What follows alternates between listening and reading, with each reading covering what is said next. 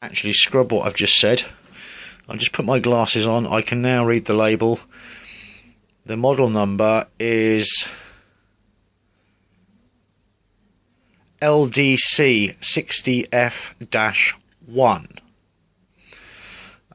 There's a specification label which says this power supply is capable of providing 5 volt at 6 amp, and it has two 12 volt outputs, one at 6 amp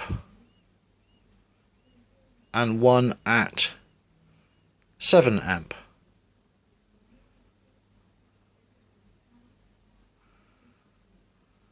The input voltage is auto sensing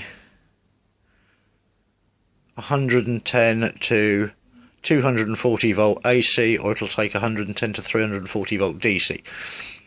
So this actually is a universal power supply. It's made in Japan. By the look of it, the brand is Cosel, C-O-S-E-L.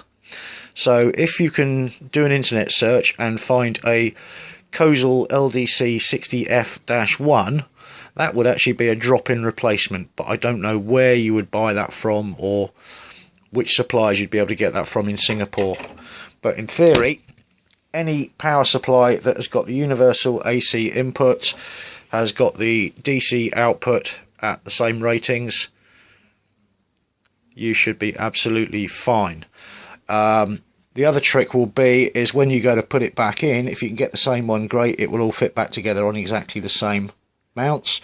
If it doesn't, then what you may need to do is just re-drill different mounting holes in the bottom of the plate to take a new power supply and refit the pillars. You'll probably need to use nuts and bolts because these power supply screws are threaded into the base.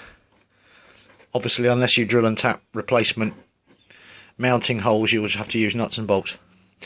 What you must do every time, regardless of what you do, is you must remember to put the plastic spacers back in. If you don't put the plastic spacers back in, then the bottom of your board will short out on the base. So if you could first check the fuse. If the fuse is blown, replace it. Power it up without the load connected, so just basically see if the power supply itself will actually run. For heaven's sake, don't touch anything because it's switch mode and it's high voltage on the input stages. Do this very, very carefully on a bench, please. Don't try and do it on your lap. And if you can identify the output pins, which in this case pin 3 is ground and pin 4 is 12 volts. If you put a meter very carefully across the pins, check that the power supply is generating the correct voltage. Do that before you even attempt to connect up the output. If there's some problem with the power supply and it goes bang, you can replace the power supply. If something wrong with the power supply, it goes bang while it's connected to the tracker, you might have a bit more of a problem.